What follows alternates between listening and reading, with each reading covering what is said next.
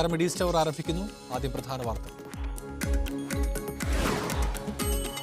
സൗദിയിൽ നിന്നും മാറി അയച്ച മലയാളിയുടെ മൃതദേഹം കൊച്ചിയിലെത്തിക്കും. മൃതദേഹം കൊണ്ടുവരുന്നത് ശ്രീലങ്കയിൽ നിന്ന്. ശ്രീലങ്കൻ സ്വദേശിയുടെ മൃതദേഹം തിരിച്ചയക്കാൻ നടപടി തുടങ്ങി.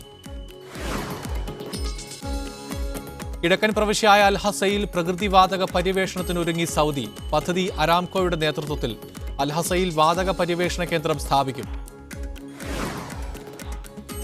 ഫാർമസി മേഖലയിലും സ്വദേശീവൽക്കരണം ശക്തമാക്കി സൗദി. തുടക്കത്തിൽ 20% സ്വദേശീവൽക്കരണം നിർബന്ധമാക്കും. തീരുമാനം ബിരുദധാരികളായ സ്വദേശികൾ തൊഴിൽ ഉറപ്പിക്കുന്നതിന്റെ ഭാഗമായി. വനിതാ ശാക്തീകരണത്തിൽ സൗദിയുടെ പുതിയ കാൽവെപ്പ്. എയർ ട്രാഫിക് കൺട്രോളർമാരായി 7 യുവതികൾക്ക് നിയമനം. സ്വദേശി യുവതികളെ നിയമിച്ചത് Jeddah air traffic control unit.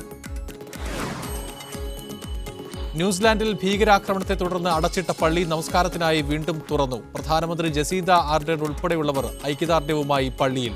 പ്രാർത്ഥന ഔദ്യോഗിക ടെലിവിഷനിലൂടെയും റേഡിയോയിലൂടെയും സംപ്രേഷണം ചെയ്ത ന്യൂസിലാൻഡ് സർക്കാർ.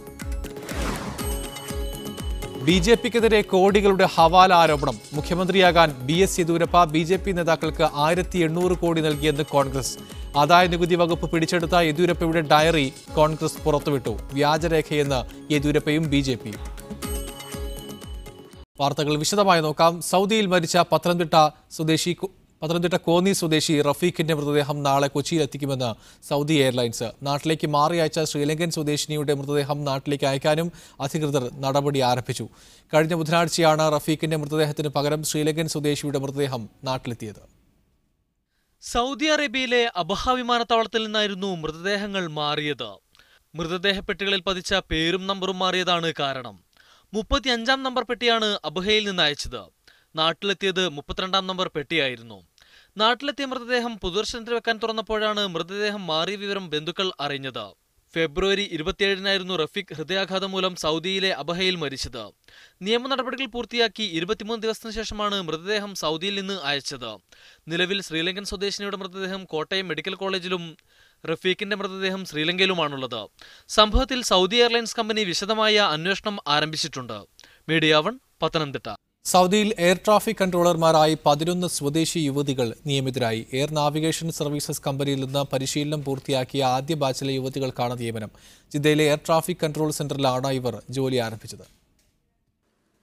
ലോകത്തെ ഏറ്റവും മാനസിക സമ്മർദ്ദമേറിയ തൊഴിലുകളിലൊന്നാണ് വ്യോമഗതാഗത നിയന്ത്രണം.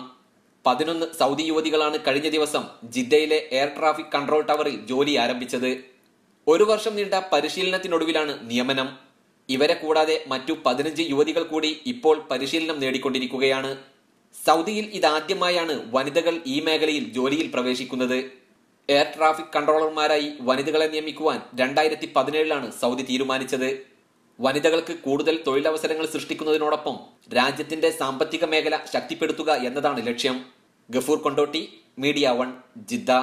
സൗദിയിലെ ഫാർമസി മേഖലയിൽ സ്വദേശീവൽക്കരണം നടപ്പാക്കാനുള്ള പദ്ധതി തൊഴിൽ സാമൂഹ്യക്ഷേമ മന്ത്രാലയം പ്രഖ്യാപിച്ചു. ബിരുദധാരികളായ സ്വദേശി തൊഴിലന്വേഷകർക്ക് അവസരം നൽകുക എന്നതാണ് ലക്ഷ്യം. തുടക്കത്തിൽ 20% സ്വദേശീവൽക്കരണം നിർബന്ധമാക്കാനാണ് മന്ത്രാലയം ഉദ്ദേശിക്കുന്നത്. ഫാർമസി ജോലികളിൽ സ്വദേശികളുടെ അനുപാതം വർദ്ധിപ്പിക്കലാണ് മന്ത്രാലയം ലക്ഷ്യമാക്കുന്നത്. മരുന്ന് നിർമ്മാണ കമ്പനികൾ, മരുന്ന് ഇറക്കുമതി ഏജൻസികൾ, വിതരണ കമ്പനികൾ, മരുന്നു ഷോപ്പുകൾ, മരുന്നു വിതരണ രംഗത്തെ വിവിധ ഓഫീസുകൾ എന്നിവ സ്വദേശീവൽക്കരണത്തിന്റെ കീഴിൽ വരുന്നതാണെന്ന് മന്ത്രാലയ വൃത്തങ്ങൾ വിശദീകരിച്ചു. സ്വദേശീവൽക്കരണം നടപ്പാക്കുന്ന സ്ഥാപനങ്ങൾക്ക് പ്രോത്സാഹനം നൽകാനും തൊഴിൽ മന്ത്രാലയം തീരുമാനിച്ചിട്ടുണ്ട്. 5 ജോലിക്കാരുള്ള സ്ഥാപനങ്ങളിൽ നിർബന്ധമായും ഒരു സ്വദേശി എന്ന തോതിൽ 20% തുടക്കത്തിൽ പ്രാബല്യത്തിൽ വരിക. ഈ തോത് സ്ഥാപനത്തിന്റെ നിതാഗത് ഗണത്തിൽ ഇനംതിരിക്കുന്നതിൽ പരിഗണിക്കുമെന്നും മന്ത്രാലയം വ്യക്തമാക്കി. ഫാർമസി ബിരുദമെടുത്ത സ്വദേശികളുടെ തൊഴിലില്ലായ്മയ്ക്ക് ഇതിലൂടെ പരിഹാരം കാണാനാവുമെന്നാണ് മന്ത്രാലയം പ്രതീക്ഷിക്കുന്നത്. Azhar Pulliyil, media 1, Riyadh. Christchurch ഭീകരാക്രമണത്തിൽ കൊല്ലപ്പെട്ട കൊടുങ്ങല്ലൂർ സ്വദേശി അൻസി അലിബാവയുടെ മൃതദേഹം തിങ്കളാഴ്ച നാട്ടിലെത്തിക്കും. നെടുമ്പാശ്ശേരി വിമാനത്താവളത്തിൽ തിങ്കളാഴ്ച പുലർച്ചെയാണ് മൃതദേഹം എത്തിക്കുക. ന്യൂസിലൻഡിൽ വിദ്യാർത്ഥിയായിരുന്നു അൻസി. ഇവരുൾപ്പെടെ 5 ഇന്ത്യക്കാരാണ് ഭീകരാക്രമണത്തിൽ കൊല്ലപ്പെട്ടത്. GCC പൗരന്മാർ കുവൈത്തിലേക്ക് വരുമ്പോൾ വിലക്ക് ഏർപ്പെടുത്തിയ രാജ്യങ്ങളിൽ നിന്നുള്ള ഗാർഹിക തൊഴിലാളികളെ കൂടെ കൊണ്ടുവരരുതെന്ന് കുവൈത്ത് ആഭ്യന്തര മന്ത്രാലയത്തിന്റെ നിർദ്ദേശം. സൗദി എംബസിയുടെ അന്വേഷണത്തിന് മറുപടിയായി വിലക്കുള്ള രാജ്യങ്ങളുടെ പട്ടികയും അധികൃതർ കൈമാറി. 30ഓളം രാജ്യങ്ങളിൽ നിന്നുള്ളവർക്കാണ് കുവൈത്തിൽ പ്രവേശനത്തിന് നിയന്ത്രണമുള്ളത്. Kenya, Uganda, Nigeria, Togo, Malawi, Bhutan, Djibouti, Ethiopia, Burkina Faso, Tanzania, Gambia, Ghana, Zimbabwe, Madagascar, Guinea, Indonesia എന്നിവിടങ്ങളിൽ നിന്നുള്ള ഗാർഹിക ജോലിക്കാർക്ക് GCC സ്പോൺസർക്കൊപ്പം കുവൈത്തിൽ പ്രവേശിക്കാനാകില്ല. കുവൈത്തുമായി ഗാർഹിക തൊഴിലാളി കരാറിൽ ഏർപ്പെട്ടിട്ടില്ലാത്ത രാജ്യങ്ങളാണിവ. സെനഗലിൽ നിന്നുള്ള വനിതാ ഗാർഹിക തൊഴിലാളികൾക്കും വിലക്കുണ്ട്. ഇതോടൊപ്പം സുരക്ഷാ കാരണങ്ങളാൽ Cameroon, Congo, Burundi, Eritrea, Liberia തുടങ്ങിയ രാജ്യക്കാർക്കും കുവൈത്ത് പ്രവേശന വിലക്ക് ഏർപ്പെടുത്തിയിട്ടുണ്ട്. ഇവിടങ്ങളിലെ സുരക്ഷാ സാഹചര്യങ്ങൾ മാറുന്നതിനനുസരിച്ച് വിലക്ക് നീക്കും. കുവൈത്തിലേക്ക് വരുന്ന GCC പൗരന്മാർ ഇക്കാര്യം ശ്രദ്ധിക്കണമെന്നും അധികൃതർ നിർദ്ദേശിച്ചു. Iran, Iraq, Syria, Yemen, Pakistan, Afghanistan, Bangladesh എന്നീ രാജ്യങ്ങളിൽ നിന്നുള്ളവർക്ക് സ്പോൺസറോടൊപ്പം പ്രത്യേകാനുമതിയോടെ കുവൈത്തിലേക്ക് പ്രവേശിക്കാമെന്നും ആഭ്യന്തര മന്ത്രാലയം വ്യക്തമാക്കി. Media 1, Kuwait city. ഭിന്നശേഷിക്കാരെ സഹായിക്കുന്നതിനായി മക്കയിലും മദീനയിലും അടിസ്ഥാന സൗകര്യങ്ങൾ വികസിപ്പിച്ചെന്ന് സൗദി മനുഷ്യാവകാശ കമ്മീഷൻ ഐക്യരാഷ്ട്രസഭയെ അറിയിച്ചു. സൗദി ഷൂറ കൗൺസിലും മറ്റു പ്രധാന മേഖലകളിലും ഭിന്നശേഷിക്കാർ നേതൃസ്ഥാനങ്ങൾ വഹിക്കുന്നുണ്ട്. സൗദി മനുഷ്യാവകാശ കമ്മീഷൻ പ്രസിഡന്റ് ഡോക്ടർ ബന്ദർ അൽ ഐബാനാണ് ഇക്കാര്യം ഐക്യരാഷ്ട്രസഭയെ അറിയിച്ചത്. സൗദിയിലെ ഭിന്നശേഷിക്കാരെ ശാക്തീകരിക്കുവാനുള്ള പദ്ധതികൾ കൂടുതൽ വിപുലമാക്കും. പരാശ്രയം കൂടാതെ മികച്ച ജീവിത നിലവാരം ഉറപ്പുവരുത്തുന്നതിനാവശ്യമായ വിദ്യാഭ്യാസവും ഉപകരണങ്ങളും തൊഴിലവസരങ്ങളും ലഭ്യമാക്കും. സർക്കാർ കെട്ടിടങ്ങളിലേക്കും പ്രധാന മത ചരിത്ര കേന്ദ്രങ്ങളിലേക്കും എളുപ്പത്തിൽ എത്തിച്ചേരാനാകും വിധം പൊതുഗതാഗത സംവിധാനവും നവീകരിച്ചിട്ടുണ്ട്. ഇരു ഹറമുകളിലും ഭിന്നശേഷിക്കാരായ തീർത്ഥാടകർക്ക് ആവശ്യമായ പ്രധാന അടിസ്ഥാന സൗകര്യങ്ങളുടെ വിപുലീകരണവും പൂർത്തീകരിച്ചിട്ടുണ്ട്. പോയ വർഷം 70 മില്യൺ റിയാലാണ് ഭിന്നശേഷിക്കാരുടെ അസോസിയേഷനുകൾക്കും NGOകൾക്കുമായി സർക്കാർ ചെലവഴിച്ചത്. ഭിന്നശേഷിക്കാർക്കായുള്ള പുനരധിവാസ കേന്ദ്രങ്ങളുടെ പ്രവർത്തനങ്ങൾ രാജ്യവ്യാപകമായി പുരോഗമിക്കുകയാണെന്നും അദ്ദേഹം സഭയെ അറിയിച്ചു. Media 1, Jeddah. ദുബായിലെ മെട്രോ സ്റ്റേഷനുകളെ സംഗീത സാന്ദ്രമാക്കി ദുബായ് മെട്രോ മ്യൂസിക് ഫെസ്റ്റിവൽ. വിവിധ രാജ്യങ്ങളിൽ നിന്നുള്ള 25 കലാകാരന്മാരാണ് 5 മെട്രോ സ്റ്റേഷനുകൾ കേന്ദ്രീകരിച്ച് യാത്രക്കാർക്കായി സംഗീതം പൊഴിക്കുന്നത്.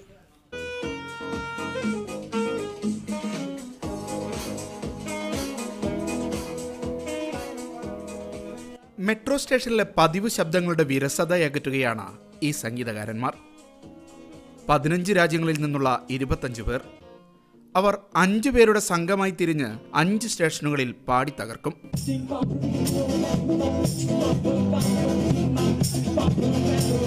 ഇന്ത്യയിൽ നിന്ന് 2 പേരുണ്ട്. ഗ്ലാഡ്സൺ സാമുവൽ പീറ്ററും ഫ്ലൂട്ടിസ്റ്റ് സുലൈമാനും.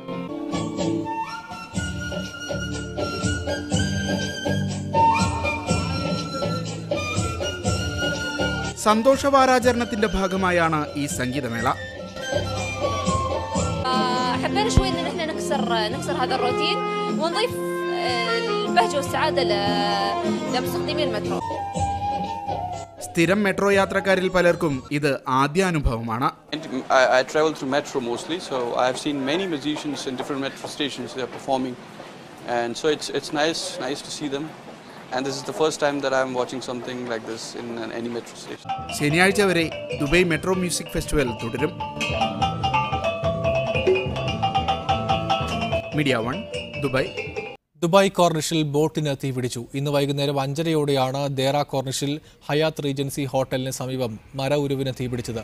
മണിക്കൂറിലേറെ നീണ്ട രക്ഷാപ്രവർത്തനത്തിനൊടുവിൽ തീ നിയന്ത്രണ വിധേയമാക്കി. അപകടത്തിൽ ആർക്കും പരിക്കില്ലെന്ന് സിവിൽ ഡിഫൻസ് അധികൃതർ അറിയിച്ചു. ദമാം ഖാലിദിയ FC സംഘടിപ്പിച്ച ഫുട്ബോൾ ടൂർണമെന്റ് സമാപിച്ചു. ഫൈനൽ മത്സരത്തിൽ പെനാൽറ്റി ഷൂട്ടൌട്ടിൽ ആതിഥേയരായ ഖാലിദിയ FC ജേതാക്കളായി. ദമാം ഇന്ത്യൻ ഫുട്ബോൾ അസോസിയേഷന്റെ സഹകരണത്തോടെയാണ് ടൂർണമെന്റ് സംഘടിപ്പിച്ചത്. ഫൈനൽ മത്സരത്തിൽ ഇരു ടീമുകളും ഓരോ ഗോൾ വീതം നേടി സമനിലയിൽ അവസാനിച്ചു. തുടർന്ന് നടത്തിയ പെനാൽറ്റി ഷൂട്ടൌട്ടിൽ ബദർ FCയെ പരാജയപ്പെടുത്തിയാണ് ഖാലിദിയ FC വിജയികളായത്. മത്സരത്തിലെ മാൻ ഓഫ് ദി മാച്ചായി ജഗീഷിനെയും ടൂർണമെന്റിലെ മികച്ച കളിക്കാരനായി യാസിറിനെയും തെരഞ്ഞെടുത്തു. RPM manager Baneesh Abdulla, Lulu group regional director Abdul Basheer, Nasser bin Abdul Aziz എന്നിവർ ചേർന്ന് ട്രോഫികൾ വിതരണം ചെയ്തു. മൻസൂർ മങ്കട, തോമസ് തൈപ്പറമ്പിൽ, റഷീദ് വേങ്ങര, റഊഫ് അരീക്കോട്, റഷീദ് മാളിയക്കൽ എന്നിവർ നേതൃത്വം നൽകി. Media 1, Dammam. BJPയെ പ്രതിക്കൂട്ടിലാക്കി ഗുരുതര അഴിമതി ആരോപണം ഉന്നയിച്ച് കോൺഗ്രസ്. മുഖ്യമന്ത്രിയാകാൻ BS യെദ്യൂരപ്പ കോടികൾ നൽകിയെന്ന കാരവൻ മാസിക വെളിപ്പെടുത്തൽ ഉയർത്തിയാണ് ആരോപണം. LK അദ്വാനി, മുരളി മനോഹർ ജോഷി അടക്കമുള്ള BJPയിലെ ഉന്നതർക്ക് 1800 കോടി നൽകിയെന്ന വെളിപ്പെടുത്തലിൽ അന്വേഷണം വേണമെന്ന് കോൺഗ്രസ് ആവശ്യപ്പെട്ടു. BJPയിലെ എല്ലാ കാവൽക്കാരും കള്ളന്മാരാണെന്ന് രാഹുൽ ഗാന്ധി പരിഹസിച്ചു. BS യെദ്യൂരപ്പ കൈപ്പടയിലെഴുതിയ ഡയറിക്കുറിപ്പിന്റെ പകർപ്പാണ് കാരവൻ മാസിക പുറത്തുവിട്ടത്. 2009 ജനുവരി 17, 18 തീയതികളിലെ പേജുകളിൽ എഴുതിയ കുറിപ്പിൽ 1800 കോടിയുടെ കണക്കാണുള്ളത്. ബി.ജെ.പി. കേന്ദ്ര കമ്മിറ്റി എൽ.കെ. അദ്വാനി, മുരളി മനോഹർ ജോഷി, നിതിൻ ഗഡ്കരി, അരുൺ ജെയ്റ്റ്ലി, രാജ്നാഥ് സിംഗ്, ജഡ്ജിമാർ, അഭിഭാഷകർ എന്നിവർ പണം കൈപ്പറ്റിയവരുടെ പട്ടികയിൽപ്പെടുന്നു. കർണാടക തെരഞ്ഞെടുപ്പിൽ മുഖ്യമന്ത്രിയാകാനായിരുന്നു നീക്കമെന്നാണ് റിപ്പോർട്ട്. ഈ രേഖ 2017 ഡി.കെ. ശിവകുമാറിന്റെ വസതിയിലെ റെയ്ഡിലൂടെ ആദായനികുതി വകുപ്പിന് ലഭിച്ചിരുന്നു. എന്നിട്ടും എന്തുകൊണ്ട് അന്വേഷണം നടത്തിയില്ല എന്നാണ് കോൺഗ്രസ് ഉന്നയിക്കുന്ന ചോദ്യം. Prima facie reflecting corruption of 1800 crores up to the top-notch accolades of BJP leadership has to be investigated. Prime Minister has to come forward and say this diary is wrong or right. This is a fit case to be investigated by the newly appointed Lokpal as the first test case. ബി.ജെ.പിയിലെ എല്ലാ കാവൽക്കാരും കള്ളന്മാരാണെന്ന് തെളിഞ്ഞതായി വാർത്ത പങ്കുവച്ച് കോൺഗ്രസ് അധ്യക്ഷൻ Rahul Gandhi tweet ചെയ്തു. Report തെറ്റാണെങ്കിൽ തെളിയിക്കാനും തുടർ നടപടിക്കും ബി.ജെ.പിക്ക് ധൈര്യമുണ്ടോ എന്നും കോൺഗ്രസ് വെല്ലുവിളിച്ചു. മീഡിയ 1, ഡൽഹി. കോഴ ആരോപണവും തെളിവുകളും നിഷേധിച്ച യെദ്യൂരപ്പയും ബി.ജെ.പിയും രംഗത്ത്. അടിസ്ഥാനരഹിതമായ ആരോപണം ഉന്നയിച്ചവർക്കെതിരെ നിയമ നടപടി കൈക്കൊള്ളുമെന്ന് യെദ്യൂരപ്പ പറഞ്ഞു. കർണാടക മന്ത്രി ഡി.കെ. ശിവകുമാറിന്റെ വീട്ടിൽ നിന്ന് കണ്ടെത്തിയ രേഖയുടെ വിശ്വാസ്യത ശിവകുമാറിന് പോലും ഉറപ്പിക്കാനായിട്ടില്ലെന്ന് ബി.ജെ.പി ചൂണ്ടിക്കാട്ടി. ആദായ നികുതി വകുപ്പ് ഇതിനകം വ്യാജമാണ് എന്ന് വ്യക്തമാക്കിയ രേഖകളാണ് കാരവൻ മാഗസീനും കോൺഗ്രസും പുറത്തുവിട്ടിരിക്കുന്നത് എന്നായിരുന്നു കർണാടക മുൻ മുഖ്യമന്ത്രിയും ബി.ജെ.പി നേതാവുമായ യെദ്യൂരപ്പയുടെ പ്രതികരണം. രേഖ, അതിലെ കൈപ്പട, ഒപ്പ് എല്ലാം വ്യാജമാണ്. വാർത്ത ആസൂത്രിതമാണെന്നും യെദ്യൂരപ്പ പറഞ്ഞു. To be frank, all the issues being raised by Congress, including one raised by them today about alleged payment of crores of rupees, has been already inquired and found that documents are fake. Congress നേതാവ് DK. ശിവകുമാറിന്റെ വീട്ടിൽ നിന്ന് ആദായ നികുതി വകുപ്പിന് ലഭിച്ച ഒരു photo copy മാത്രമാണ് ഈ ഡയറി കുറിപ്പ്. ഇതിന്റെ ഒറിജിനൽ കൈമാറാനോ വിശ്വാസ്യത ഉറപ്പുവരുത്താനോ ഡി.കെ. ശിവകുമാർ തയ്യാറായിട്ടില്ല. രേഖ സത്യമാണെങ്കിൽ എന്തുകൊണ്ട് ഡി.കെ. ശിവകുമാർ ലോകായുക്തയെ സമീപിച്ചില്ല എന്നും കേന്ദ്രമന്ത്രി രവിശങ്കർ പ്രസാദ് ബി.ജെ.പി ആസ്ഥാനത്ത് ചോദിച്ചു. इनकम टैक्स डिपार्टमेंट ने डी शिव कुमार का स्टेटमेंट लिया और उनसे पूछा कि आप इसको ऑथेंटिकेट करते हैं, आपके पास इसकी ओरिजिनल कॉपी है? कहा नहीं है. ഡി.കെ. ശിവകുമാറിന്റെ വസതിയിലും ഓഫീസിലും 2017 ഓഗസ്റ്റ് 2 നടത്തിയ റെയ്ഡിൽ യെദ്യൂരപ്പയുടെ ഡയറിയുടെ ഫോട്ടോ കോപ്പി കണ്ടെത്തിയിരുന്നുവെന്ന് കേന്ദ്ര പ്രത്യക്ഷ നികുതി ബോർഡ് പ്രസ്താവനയിൽ വ്യക്തമാക്കി. മീഡിയ 1, ഡൽഹി. പത്തനംതിട്ടയെ ചൊല്ലി ബി.ജെ.പിയിൽ വീണ്ടും കലഹം. സ്ഥാനാർത്ഥി നിർണയത്തിൽ നായർ സമുദായത്തിന് അർഹമായ പരിഗണന ലഭിച്ചില്ലെന്നാണ് ഒരു വിഭാഗത്തിന്റെ പരാതി. പത്തനംതിട്ടയിൽ NSSന്റെ താൽപര്യം കണക്കിലെടുത്തില്ല. ബി.ജെ.പിയുടെ ആഭ്യന്തര കാര്യങ്ങളിൽ BDJS വഴി SNDP ഇടപെടുകയാണെന്നും ഈ വിഭാഗം വിമർശിക്കുന്നു. തർക്കം രൂക്ഷമായതോടെ പത്തനംതിട്ടയിലെ സ്ഥാനാർത്ഥി പ്രഖ്യാപനം വൈകുകയാണ്. പത്തനംതിട്ടയിൽ നായർ സമുദായത്തിന് സ്വാധീനമുണ്ടെന്നും NSS താൽപര്യം കൂടി പരിഗണിച്ച ശ്രീധരൻ പിള്ളയെ ഇവിടെ സ്ഥാനാർത്ഥിയാക്കണമെന്നും ആവശ്യമുയർന്നിരുന്നു. ശബരിമല യുവതീ പ്രവേശന വിധിയെ തുടർന്നുണ്ടായ സമരങ്ങളുടെ പശ്ചാത്തലത്തിൽ കെ സുരേന്ദ്രനെ മത്സരിപ്പിക്കണമെന്നായിരുന്നു മുരളീധര പക്ഷത്തിന്റെ സമ്മർദ്ദം. RSSും ഇതിനെ പിന്തുണച്ചതോടെ കെ സുരേന്ദ്രൻ പത്തനംതിട്ട ഉറപ്പിച്ചിരുന്നു. ശ്രീധരൻ പിള്ളയെ ഒഴിവാക്കുക വഴി NSS താൽപര്യം അവഗണിച്ചെന്ന ആക്ഷേപം വീണ്ടും ശക്തമായതോടെയാണ് സ്ഥാനാർത്ഥി പ്രഖ്യാപനം മാറ്റിവെച്ചത്. പിള്ളയെ ഒഴിവാക്കിയത് BDJS വഴി SNDP ആണെന്നാണ് ബി.ജെ.പിയിലെ ഒരു വിഭാഗത്തിന്റെ വാദം. സുരേന്ദ്രനു വേണ്ടി സോഷ്യൽ മീഡിയ വഴി സംഘടിതമായ പ്രചരണം നടത്തിയെന്നും ശ്രീധരൻ പിള്ളയെ അനുകൂലിക്കുന്നവർ ആക്ഷേപിക്കുന്നു. ഇക്കാര്യം ചൂണ്ടിക്കാട്ടി ദേശീയ നേതൃത്വത്തിന് പരാതി നൽകാനൊരുങ്ങുകയാണ് ഇവർ. NDA മുന്നണിയിൽ BDJS ഉള്ളപ്പോൾ പാർട്ടിയുടെ പരമ്പരാഗത വോട്ട് ബാങ്കായ നായർ സമുദായത്തിനാണ് പരിഗണന വേണ്ടതെന്നാണ് ശ്രീധരൻ പിള്ള അനുകൂലികൾ പറയുന്നത്. കലഹം രൂക്ഷമായതോടെ NSSനെ അനുനയിപ്പിച്ച് പത്തനംതിട്ടയിലെ സ്ഥാനാർത്ഥിയെ പ്രഖ്യാപിക്കാനാണ് ബി.ജെ.പിയുടെ നീക്കം. ഒരു സമുദായത്തെയും അവഗണിച്ചില്ലെന്നും പത്തനംതിട്ട സീറ്റിനെ ചൊല്ലി തർക്കങ്ങളില്ലെന്നും കുമ്മനം രാജശേഖരൻ പറഞ്ഞു. ഷൈജു, മീഡിയ 1, തിരുവനന്തപുരം. വടകരയിൽ CPM BJP വോട്ട് ധാരണയെന്ന് UDF. മണ്ഡലത്തിൽ BJP വോട്ട് CPMന് നൽകുന്നതിന് പകരം തിരുവനന്തപുരത്ത് CPM കുമ്മനത്തിന് വോട്ട് നൽകാനാണ് ധാരണയുണ്ടാക്കിയതെന്ന് പ്രതിപക്ഷ ഉപനേതാവ് MK മുനീർ മീഡിയ 1നോട് പറഞ്ഞു. എന്നാൽ ഇടതുപക്ഷ വിരുദ്ധ അവിശുദ്ധ കൂട്ടുകെട്ടുണ്ടാക്കിയാലും LDF തെരഞ്ഞെടുപ്പിൽ മികച്ച വിജയം നേടുമെന്ന് P. ജയരാജൻ പ്രതികരിച്ചു. വടകരയിൽ ജയരാജൻ ജയിക്കുക എന്നുള്ളത് അവരുടെ ഒരു പ്രസ്റ്റീജ് കാര്യമാണ്. മുരളീധരൻ അവിടെ ഇറങ്ങിയതോടുകൂടെ അവരങ്കലാപ്പിലാണ്. അവിടെ ഒരു BJPയുമായി ധാരണയുണ്ടാക്കിയിട്ടുണ്ട് എന്ന് ഞങ്ങൾ സംശയിക്കുന്നു. പകരം തിരുവനന്തപുരത്ത് CPIയുടെ സ്ഥാനാർത്ഥി C. ദിവാകരനെ പരാജയപ്പെടുത്തുന്നതിന് വേണ്ടി അവിടെ BJPക്ക് കൊടുക്കാനുള്ള ഒരു തന്ത്രം ആവിഷ്കരിച്ചു കഴിഞ്ഞു എന്നാണ് ഞങ്ങൾക്ക് കിട്ടിയ റിപ്പോർട്ട്.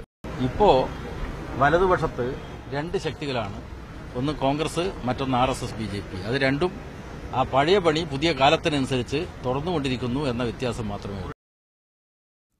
വടകര മണ്ഡലം UDF സ്ഥാനാർത്ഥി കെ മുരളീധരനെ പേരാമ്പ്ര CKG കോളേജിൽ SFI പ്രവർത്തകർ തടഞ്ഞു. തെരഞ്ഞെടുപ്പ് പര്യടനത്തിനെത്തിയപ്പോഴായിരുന്നു സംഭവം. ഇതിനെ തുടർന്ന് SFI, KSU, MSF പ്രവർത്തകർ തമ്മിൽ വാക്കേറ്റമുണ്ടായി.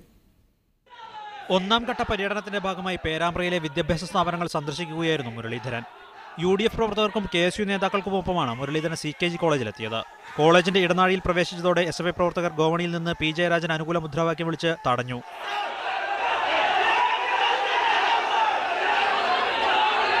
ഇതോടെ KSU പ്രവർത്തകർ മുദ്രാവാക്യം വിളി തുടങ്ങി. SFI, KSU പ്രവർത്തകർ തമ്മിൽ വാക്കേറ്റവും കയ്യാങ്കളിയിലുമെത്തി.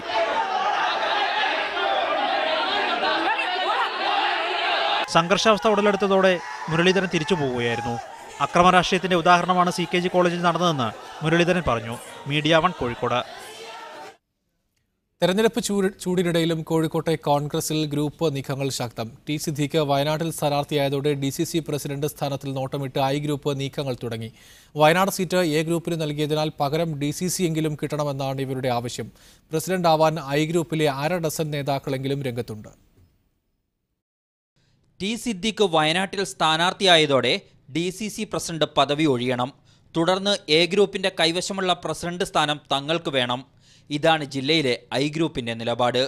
ഇക്കാര്യം ജില്ലയിലെ I ഗ്രൂപ്പ് നേതാക്കൾ രമേശ് ചെന്നിത്തലയെ അറിയിച്ചിട്ടുണ്ട്. കഴിഞ്ഞ ദിവസം ചേർന്ന I ഗ്രൂപ്പിന്റെ യോഗത്തിലും ഇത് സജീവ ചർച്ചയായിരുന്നു. അതൊക്കെ പാർട്ടി ലീഡർഷിപ്പ് തീരുമാനിക്കേണ്ടതാണ്. നമുക്ക് പറയാനുള്ള കാര്യങ്ങളൊക്കെ നമ്മൾ പാർട്ടി നേതാക്കന്മാരോട് പറയും. പ്രസിഡന്റ് സ്ഥാനം ലഭിച്ചാൽ I ഗ്രൂപ്പിലും നിരവധി നേതാക്കൾ അവകാശവാദമുയർത്തും. KPCC general secretary N. Subramanian, secretary Praveen Kumar, നിർവാഹക സമിതി അംഗം PM നിയാസ് തുടങ്ങി ഈ പട്ടിക നീളും. ഇതിൽ PM നിയാസ് MK രാഘവനുമായും അടുത്ത ബന്ധം പുലർത്തുന്നയാളാണ്. A ഗ്രൂപ്പിലെ ഒരു വിഭാഗത്തിനും അതിനാൽ നിയാസിനോട് എതിർപ്പില്ലെന്നാണ് സൂചന. DCC അധ്യക്ഷ സ്ഥാനം വിട്ടുകൊടുക്കേണ്ടതില്ലെന്ന വികാരം A ഗ്രൂപ്പിനുള്ളിൽ ശക്തമാണ്. നിർണായകമായ തിരഞ്ഞെടുപ്പ് കാലത്ത് ഗ്രൂപ്പ് യോഗം ചേർന്ന I ഗ്രൂപ്പ് നേതാക്കൾക്കെതിരെ നടപടി വേണമെന്ന ആവശ്യവും A ഗ്രൂപ്പ് മുന്നോട്ട് വയ്ക്കുന്നു. ഗ്രൂപ്പ് യോഗം ചേർന്നത് ജില്ലയിൽ തിരികെ എത്തിയാലുടൻ KPCC അധ്യക്ഷൻ മുല്ലപ്പള്ളി രാമചന്ദ്രൻ പരിശോധിക്കും. KR Saju, media 1 Kozhikode. DGP Jacob Thomas IPS സർവീസിൽ നിന്ന് വിരമിക്കുന്നു. സ്വയം വിരമിക്കാൻ അനുമതി നേടി കേന്ദ്ര സർക്കാരിനും സംസ്ഥാന ചീഫ് സെക്രട്ടറിക്കും കത്ത് നൽകി. തെരഞ്ഞെടുപ്പിൽ മത്സരിക്കാൻ ജേക്കബ് തോമസ് ഒരുങ്ങുന്നതായാണ് വിവരം. 33 വർഷത്തെ IPS ജീവിതത്തിന് വിരാമമിട്ടാണ് ജേക്കബ് തോമസ് തൊപ്പിയഴിക്കുന്നത്. ഇതുവരെ നടന്ന പാതകളെല്ലാം വിവാദത്തിൻ്റെതായിരുന്നു. കഴിഞ്ഞ UDF സർക്കാരിനോടും ഇപ്പോഴത്തെ LDF സർക്കാരിനോടും നേർക്കുനേർ ഏറ്റുമുട്ടി. ഓഖി ദുരന്തകാലത്ത് സർക്കാരിനെ വിമർശിച്ചതിന് 2017 ഡിസംബറിലാണ് ആദ്യം ജേക്കബ് തോമസ് സസ്പെൻഷനിലാകുന്നത്. പുസ്തകം എഴുതിയതിന് രണ്ടാമത്തെ സസ്പെൻഷൻ. ജേക്കബ് തോമസിന്റെ ചട്ടലംഘനങ്ങളിൽ അന്വേഷണം നടത്തുന്ന കമ്മീഷന്റെ ശുപാർശയും വിജിലൻസ് അന്വേഷണവും പരിഗണിച്ച് മൂന്നാമത്തെ സസ്പെൻഷൻ. വിജിലൻസ് ഡയറക്ടറായിരിക്കെ സ്വീകരിച്ച നടപടികൾ അഴിമതി വിരുദ്ധ മുഖം ജേക്കബ് തോമസിന് സമ്മാനിച്ചിട്ടുണ്ട്. ഇത് മുൻനിർത്തി ചാലക്കുടിയിൽ 2020 മുന്നണിയുടെ ഭാഗമായി മത്സരിക്കാനാണ് ജേക്കബ് തോമസ് ഒരുങ്ങുന്നത്. ചീഫ് സെക്രട്ടറിക്കും കേന്ദ്ര സർക്കാരിനും അപേക്ഷ സമർപ്പിച്ച സാഹചര്യത്തിൽ വിരമിക്കലിന്റെ ബാക്കി നടപടികൾ സാങ്കേതികത്വം മാത്രമായിരിക്കും. Shyamar Babu, media 1 Thiruvananthapuram. Cherpulassery area committee ഓഫീസിൽ നടന്ന പീഡന പരാതിയിൽ യുവതിയുടെ രഹസ്യമൊഴി രേഖപ്പെടുത്തി. പാലക്കാട് ജില്ലാ ആശുപത്രിയിൽ മജിസ്ട്രേറ്റ് നേരിട്ടെത്തിയാണ് രഹസ്യമൊഴി രേഖപ്പെടുത്തിയത്. സംഭവത്തിൽ പാർട്ടി അന്വേഷിക്കേണ്ട കാര്യമില്ലെന്നും പോലീസാണ് അന്വേഷിക്കേണ്ടതെന്നും CPM സംസ്ഥാന സെക്രട്ടറി കോടിയേരി ബാലകൃഷ്ണൻ പറഞ്ഞു. ചെർപ്പുളശ്ശേരിയിലെ CPM ഓഫീസിലെ പീഡന പരാതിയിൽ ആശുപത്രിയിൽ കഴിയുന്ന യുവതിയുടെ രഹസ്യമൊഴി രേഖപ്പെടുത്തി. പാലക്കാട് ജില്ലാ ആശുപത്രിയിൽ പ്രത്യേക സൗകര്യങ്ങൾ സജ്ജീകരിച്ചാണ് രഹസ്യമൊഴി രേഖപ്പെടുത്തിയത്. Palakkad judicial first class magistrate കോടതിയിലെ മജിസ്ട്രേറ്റാണ് മൊഴി രേഖപ്പെടുത്തിയത്. നിലവിൽ ബലാത്സംഗ കുറ്റത്തിനാണ് യുവാവിനെതിരെ കേസെടുത്തിരിക്കുന്നത്. പോലീസ് അന്വേഷണം നടക്കട്ടെ എന്നും പാർട്ടിതല അന്വേഷണം ആവശ്യമില്ലെന്നും CPM സംസ്ഥാന സെക്രട്ടറി കോടിയേരി ബാലകൃഷ്ണൻ പറഞ്ഞു. ഇപ്പൊ എന്തോ ഒരു ആഫീസിൽ എന്തോ നടന്നു പറഞ്ഞിട്ട് രംഗത്തിറങ്ങി. അതുണ്ടെങ്കിൽ പോലീസ് അന്വേഷിക്കട്ടെ. ആരാണോ അതിൽ പെട്ടിട്ടുള്ള ആളുകൾ അവർക്കെതിരായിട്ട് കർശനമായ നടപടി സ്വീകരിക്കട്ടെ. എന്തൊക്കെയോ പാർട്ടി ഓഫീസിൽ നടന്നു എന്ന് ആരെങ്കിലും പറഞ്ഞാൽ അന്വേഷിക്കേണ്ട ഉത്തരവാദിത്വം ഞങ്ങൾക്കില്ല. അത് പോലീസിന്റെ പണിയാണ്.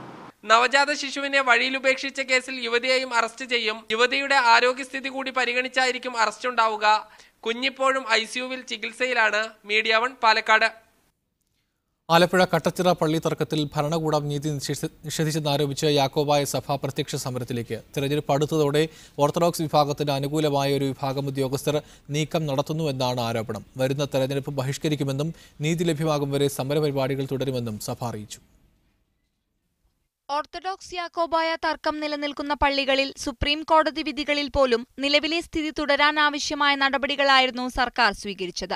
എന്നാൽ തെരഞ്ഞെടുപ്പ് അടുത്തതോടെ ചിലയിടങ്ങളിൽ ഓർത്തഡോക്സ് വിഭാഗത്തിന് അനുകൂലമായ നീക്കം നടത്തുന്നുവെന്നാണ് യാക്കോബായ വിഭാഗത്തിന്റെ ആരോപണം.